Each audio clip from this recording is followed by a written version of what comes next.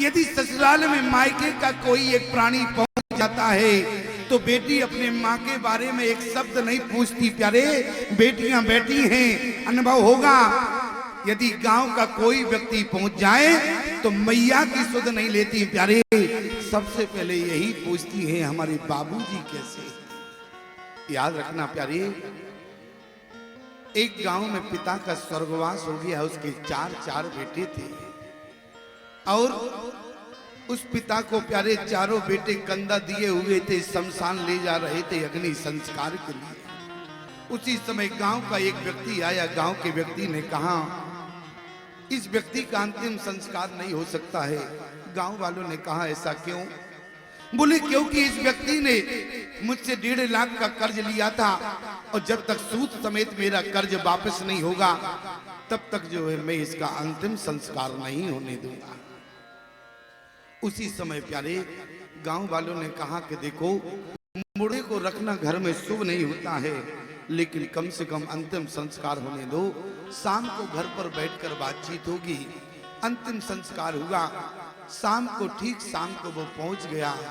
मेरा 1.5 लाख का कर्ज मुझे सूद समेत वापस चाहिए। उसके 4 बेटे थे। उस व्यक्ति में चारों बेटों में झगड़ा हो गया।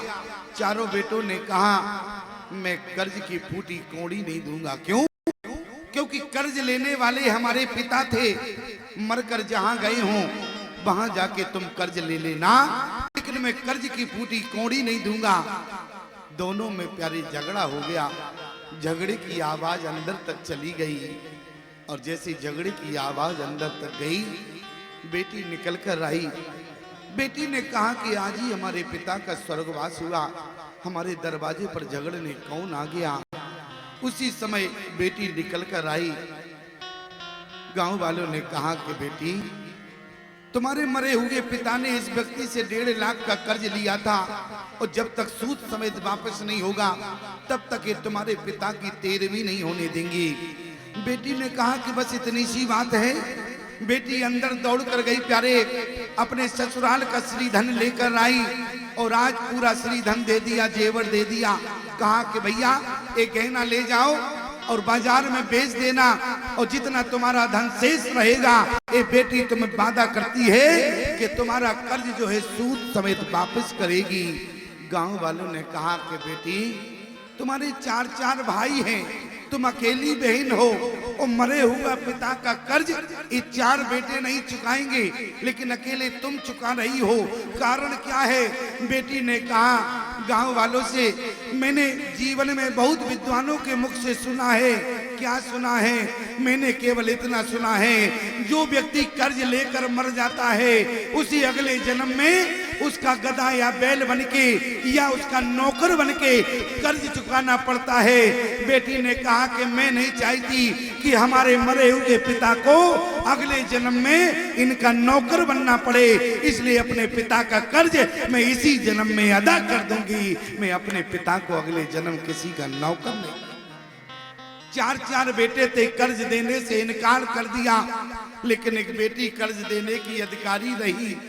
और प्यारे बेटा, जिस व्यक्ति ने कर्ज की बात कर रहा था वो बेटी का जेवर लेके चला गया और कुछ दिन बाद बेटी अपने ससुराल चली गई। वो व्यक्ति ससुराल में पहुंचा, बेटी ने दूर से देखा कर्ज वाले भैया आ रहे हैं। बेटी दौड़ कर गई, ससुराल का मामला है। बेटी ने कहा कि भैया आपको ससुराल में नहीं आना था। उसी समय प्यारे आज उस व्यक्ति ने बेटी के चरणों में सिर रख दिया। कहा कि बेटी आज मैं तुमसे कर्जा लेने नहीं आया हूँ। बेटी ने कहा कि भैया तुम कर्जा लेने नहीं आए तो फिर किस लिए आए हो? आज उस व्यक्ति ने कहा कि बेटी तुम्हारे मरे हुए पिता ने मुझसे कर्ज नहीं लिया था, बल्कि मैंने तुम्हारे पिता से कर्ज लिया था। मैं केवल देखना चाहता था ये सूद समेत कर्ज मैं 4 बेटों को वापस करूं या एक बेटी को वापस करूं। तो कर्ज लेने के अधिकारी 4 बेटे नहीं बल्कि एक बेटी निकली है, इसलिए मैं सूद समेत तुम्हें वापस करने आया। ध्यान रखना प्यारे, बेटी वो धन होती है।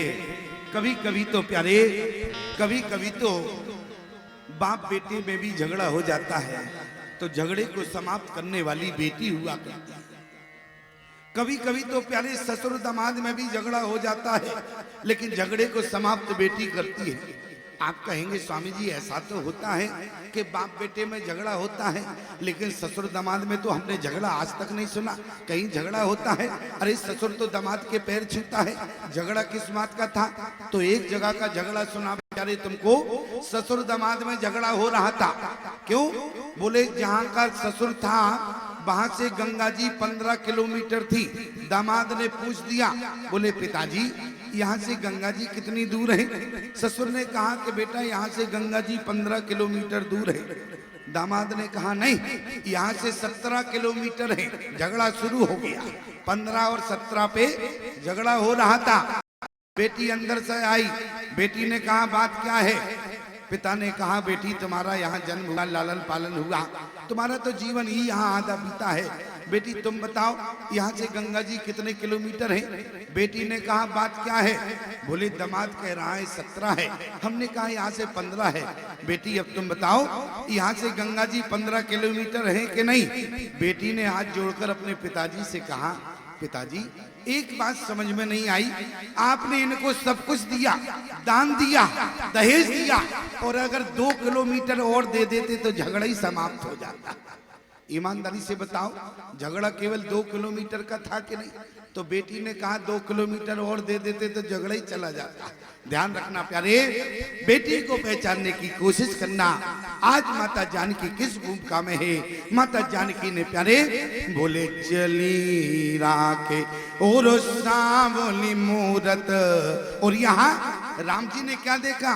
फिर वो जब जाते जानकी जानी और सुख सने सोवा गुण खानी, परम प्रेम मय मिदु मसकीनी, चारों चेत भीति लिख लीनी।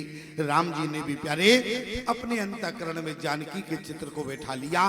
मैं केवल आपको इतना समझाना चाहता हूँ, पुष्प वाटिका में राम जानकी का गंधर्व विवाह हुआ। प्रमाण वहां जानकी ने राम जी को अंतःकरण में रखा और यहाँ पर राम जी ने सीता को अपने अंतःकरण में रखा। अब दोनों लोग कहाँ गए? बोले गई भवानी अरे भवन बहोरी और बंद चरण बोली करी जोरी। आज माता जानकी प्यारे भवानी के पास पुनः गई और भवानी की स्तुति करने लगी। याद रखना, स्तुति के बाद माता जानकी ने की जो भाषा रही प्यारे, पहले की भाषा और अब की भाषा में अंतर हो गया। पहले माता जानकी ने क्या कहा? पूजा कीने अधिक अनुरागा, निजन रूप सुभग बर मांगा।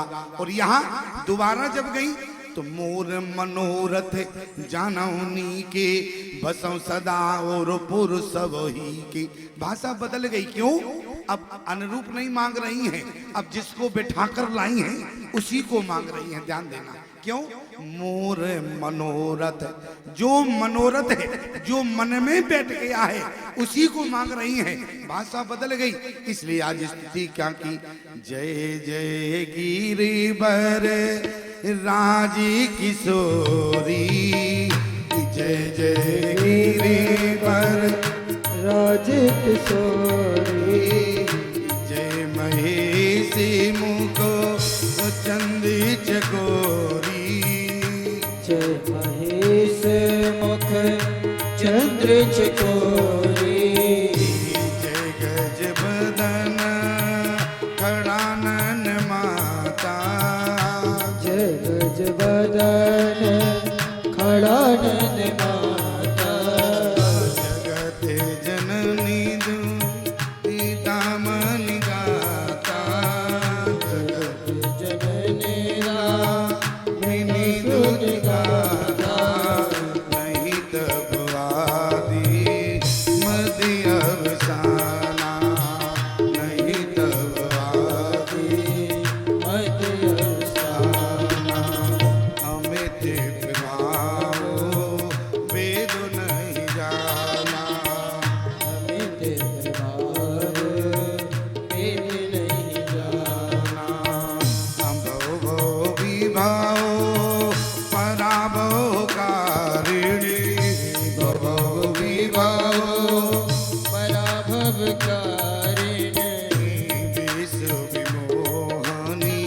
शुभ से बिहारिणी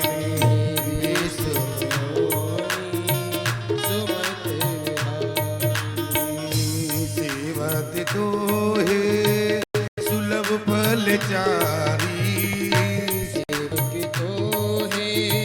सुलभ फलचारी वरदायिनी पुरारे प्यारी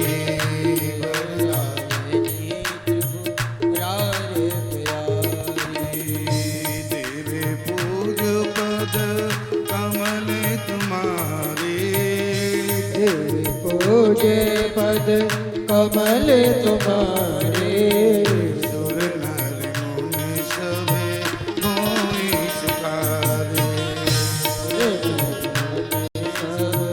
होय सुखारे सुर नर मुनि सभे मोहि सुखारे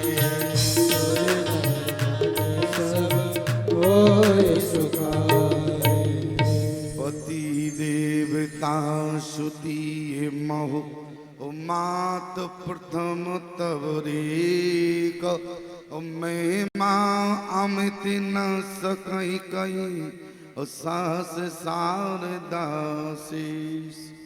याद रखना प्यारे, माता जानकी ने जो भवानी की स्तुति की वो 6